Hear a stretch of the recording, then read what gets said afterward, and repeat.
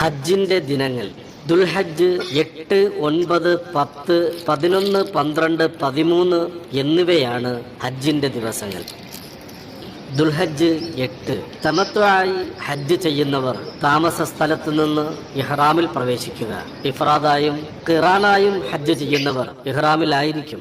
ആദ്യം ഇഹ്റാമിൽ പ്രവേശിച്ചതുപോലെ റൂമിൽ നിന്നും കുളിച്ച് ശരീരത്തിൽ സുഗന്ധം പൂശി ഇഹ്റാം വസ്ത്രം ധരിക്കുക. സ്ത്രീകൾ സുഗന്ധം പൂശാൻ പാടില്ല. ഇഹ്റാമിൽ പ്രവേശിക്കുകയാണെന്ന നിയ്യത്തോടെ ലബ്ബൈക ഹജ്ജൻ എന്ന് പറഞ്ഞ് ശേഷം തൽബിയത്ത് ചൊല്ലിക്കൊണ്ടിരിക്കുക. ഹജ്ജിന്റെ പൂർത്തീകരണത്തെ തടയുന്ന കാര്യമായ ഏതെങ്കിലും തടസ്സത്തെ ഭയപ്പെടുന്നവർ തടസ്സങ്ങൾ നേരിടുന്ന അവസ്ഥയിൽ ഞാൻ ഹജ്ജിൽ നിന്ന് ഒഴിവാകുന്നതാണെന്ന് നിയ്യത്ത് ചെയ്യാവുന്നതാണ്. മുടി, നഖം എന്നിവ നീക്കുക. ഭാര്യാഭർത്തൃ സംസർഗം, സുഗന്ധം പൂശുക. പുരുഷന്മാർ തലമറയ്ക്കുക. ഇഹ്റാമിൻ്റെതല്ലാത്ത മറ്റു വസ്ത്രങ്ങൾ ധരിക്കുക. സ്ത്രീകൾ മുഖം മറയ്ക്കുക പോലെയുള്ള കാര്യങ്ങൾ ഇഹ്റാമിൽ പാടില്ലാത്തതാകുന്നു. ഇഹ്റാമിൽ പ്രവേശിച്ച ശേഷം മക്കയിൽ നിന്ന് മിനയിലേക്ക് പുറപ്പെടുക. മിനയിലെ ടെന്റുകളിൽ എത്തിയാൽ അനുവദിക്കുന്ന സ്ഥലങ്ങളിൽ സാധനങ്ങൾ സൂക്ഷിക്കുക. പുരുഷന്മാർക്കും സ്ത്രീകൾക്കും പ്രത്യേക സ്ഥലങ്ങളായിരിക്കും അനുവദിക്കുക. ലൊഹർ, അസർ, മഗ്രിബ്, ഇശാ, സുബഹ് എന്നീ നമസ്കാരങ്ങൾ മിനയിലാണ് നിർവഹിക്കുക. 4 റക്അത്തുള്ള നിസ്കാരങ്ങൾ ജംആക്കാതെ അതിന്റെ സമയങ്ങളിൽ ഖസറാക്കി 2 റക്അത്തായിട്ടാണ് നിസ്കരിക്കേണ്ടത്. ദുൽഹജ്ജ് 9 സൂര്യൻ ഉദിച്ചാൽ അറഫയിലേക്ക് പുറപ്പെടും. തൽബിയത്തോ തക്ബീറോ ചൊല്ലിക്കൊണ്ടിരിക്കണം. കഴിയുമെങ്കിൽ ഉച്ചവരെ നമിറയിൽ തങ്ങുന്നത് സുന്നത്താണ്. അറഫയുടെ സമീപത്തുള്ള സ്ഥലമാണ് നമിറ. സൂര്യൻ മധ്യാഹ്നത്തിൽ നിന്ന് തെറ്റിയാൽ ഇമാമിന്റെ പ്രഭാഷണത്തിന് ശേഷം ലൊഹറും അസറും ലൊഹറിന്റെ സമയത്ത് ജമ്മും കസറുമായിട്ടാണ് നിർവഹിക്കുക. ഏതെങ്കിലും കാരണത്താൽ ഇമാമിനോടൊപ്പമുള്ള ജമാഅത്തിൽ ചേരാൻ കഴിയാതെ വന്നാൽ വേറെ ജമാഅത്തായോ ഒറ്റയ്ക്കായോ നമസ്കരിക്കേണ്ടതാണ്. ഇവിടെ മറ്റ് സുന്നത്ത് നമസ്കാരങ്ങളൊന്നുമില്ല. വളരെ പ്രാധാന്യമുള്ള ദിവസമാണ് അറഫ. കഴിയുമെങ്കിൽ ജബലുർ റഹ്മയുടെ താഴ്ഭാഗത്തോ അതിന് സാധ്യമല്ലെങ്കിൽ അറഫയുടെ പരിധിയിൽ ഏത് സ്ഥലത്തു നിന്നും ഖിബിലയിലേക്ക് തിരിഞ്ഞ് കൈയുയർത്തി ധാരാളമായി പ്രാർത്ഥിക്കുകയും തൽബിയത്ത് ചൊല്ലുകയും ചെയ്യുക. ദിക്റുകളിലും തഹ്ലീലുകളിലും മുഴുകുക. അനാവശ്യ സംസാരങ്ങളും വെറുതെ ഒഴിഞ്ഞിരിക്കലും ഒഴിവാക്കുക. ക്ഷീണിച്ച് പൊടി പിടിച്ച് അറഫയിൽ ഒരുമിച്ച അടിയാറുകളെ നോക്കി മലക്കുകളോട് അള്ളാഹു മേന്മ പറയുന്ന ദിനമാണത്. കാരുണ്യവാനായ ഇലാഹ് അടിമകളുടെ പാപക്കറകൾ കഴുകി സ്ഫുടം ചെയ്യുന്ന ദിനം. നമ്മുടെ അലസത പുണ്യങ്ങളെ നഷ്ടപ്പെടുത്താതിരിക്കട്ടെ. ലാ ഇലാഹ ഇല്ലല്ലാഹ് വഹ്ദഹു ലാ ശരീക ലഹ് ലഹുൽ മുൽക്ക് വലഹുൽ ഹംദ് വഹുവ അലാ കുല്ലി ഷൈഇൻ ഖദീർ എന്ന ദിക്ർ അറഫയിൽ അധികരിപ്പിക്കുക. അന്ന് സൂര്യാസ്തമയത്തിന് ശേഷം മുസ്ദലിഫയിലേക്ക് പുറപ്പെടണം. അവിടെ എത്തിയാൽ മഗ്രിബും ഇശായും ജമ്മും കസറുമായി നിസ്കരിക്കുക.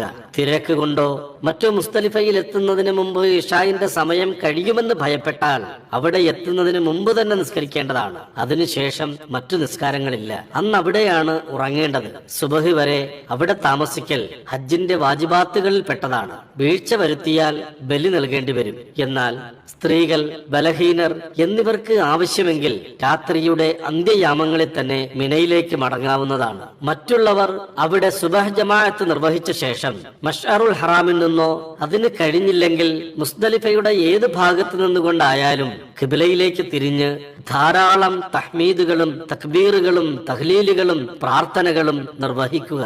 ദുൽഹജ്ജ് 10 മുസ്ദലിഫയിൽ നിന്ന് സുബഹിക്ക് ശേഷം സൂര്യൻ ഉദിക്കുന്നതിന് മുമ്പ് സമാധാനത്തോടെ തൽബിയത്ത് ചൊല്ലി മിനയിലേക്ക് പുറപ്പെടുക.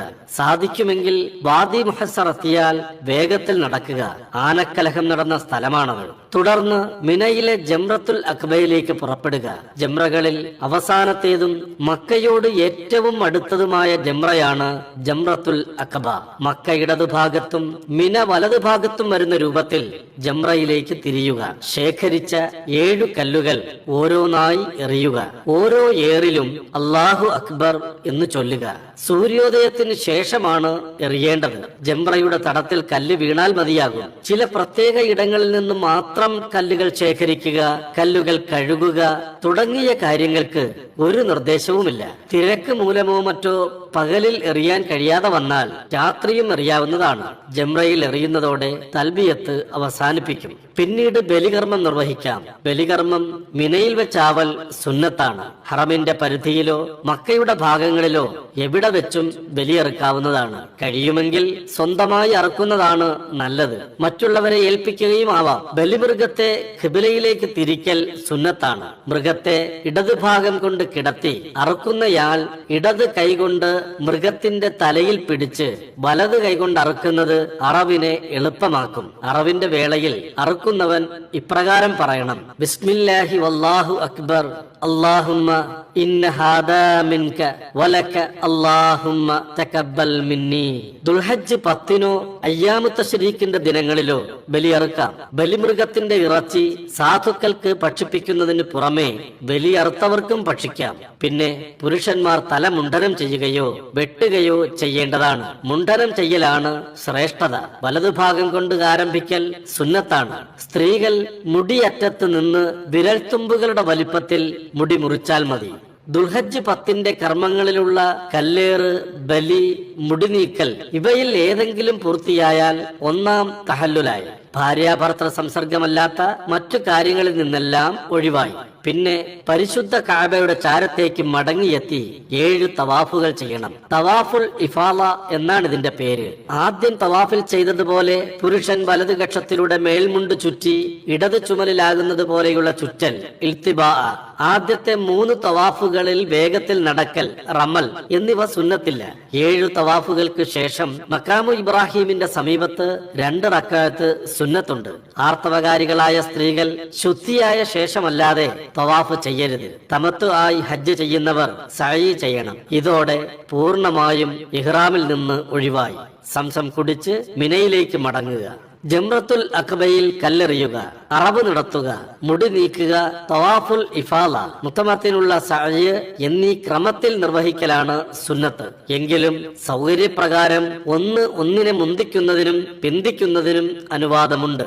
ദുൽഹജ്ജ് 11, 12, 13 അയ്യാമു തശ്രീഖിന്റെ അഥവാ ദുൽഹജ്ജ് 11, 12, 13 ദിനരാത്രങ്ങളിൽ മിനയിൽ താമസിക്കണം.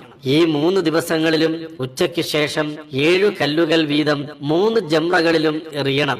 മസ്ജിദുൽ ഖൈഫിന്റെ സമീപത്തുള്ള 1ാമത്തെ ജംറയിലാണ് ആദ്യം എറിയേണ്ടത്. ഓരോ ഏറിലും അല്ലാഹു അക്ബർ എന്ന് പറയുക. ശേഷം ഖിബിലയിലേക്ക് തിരിഞ്ഞ് കൈ ഉയർത്തി ദീർഘമായി പ്രാർത്ഥിക്കുക.